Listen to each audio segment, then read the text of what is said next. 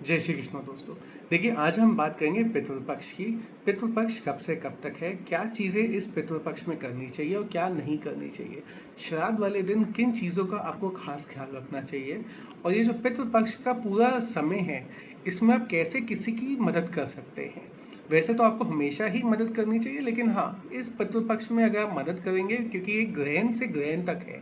अगर आप देखें तो पितृपक्ष 8 सितंबर को शुरू हो रहा है जिस दिन ग्रहण है, और ख़त्म 21 सितंबर को हो रहा है, और उस दिन भी ग्रहण है।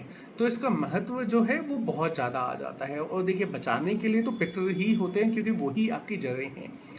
जो पितृ पक्ष है वो 8 सितंबर से लेकर 21 सितंबर तक है। अगर आपको अपने पितरों की तिथि पता है तो उसी दिन उनका श्राद्ध करिए। अगर नहीं पता है तो सर्व पितृ अमावस्या जब है, जो कि 21 सितंबर को है, उस दिन आप उनका श्राद्ध कर सकते हैं। देखिए, श्राद्ध वाले दिन आपको कहा जाता है, ये जो पंच मनी होते हैं इनको, इनकी सेवा और इनको कुछ खिलाना सबसे ज़रूरी होता है, ताकि आपके पितरों को मोक्ष की प्राप्ति हो। सबसे पहले आते हैं गाय।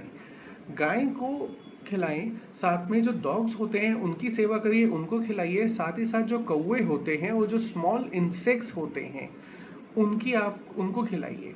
और आखिरी में वो सबसे मेजर जो होते हैं ब्राह्मण और देवता। आप पूजन उनसे कराइए और उनको कुछ समर्पण करिए। और इस दिन आपको सुबह के समय में सबसे पहले तो जो पीपल का पेड़ होता है उसमें एक तांबे के लोटे में जल लेकर उसमें थोड़े से काले और सफ़ेद तिल मिलाइए और उसमें जल चढ़ाइए, और सोचते हुए कि आपके पितरों के पास जा रहा है।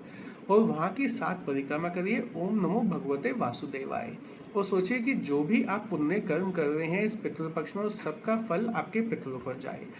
आप कोशिश करना कि जो पितृपक्ष का समय है उसमें आप श्रीमद् भगवत गीता का अगर अध्याय, कोई भी एक अध्याय या पूरी भागवत गीता भी अगर आप बांध सकते हैं तो बहुत ही अच्छा रहेगा। लेकिन शुरू करने से पहले आप संकल्प करिए कि उसका जो पुण्य है, उसका जो फल है वो आपके पितरों को जाए। और कोशिश करिए कि इस पितृपक्ष में किसी ज़रूरतमंद की या तो आप खाना दे के मदद करिए, या किसी ज़रूरतमंद की आप स्कूल की फ़ीस दे के उसकी हेल्प करिए, ताकि उनको आगे बढ़ने में आसानी में होए। साथ ही साथ अपने घर के साउथ वेस्ट दिशा में अगर आप तिल के तेल का दिया जलाएंगे उससे भी आपको बेनिफिट होगा। कोशिश करिए कि जो तिल के तेल का दिया है आप ये 8 से लेके 21 तक डेली जलाइए। अगर आप डेली नहीं जला सकते हैं तो जिस दिन आपके पितरों का श्राद्ध है उस दिन ज़रूर जलाइए।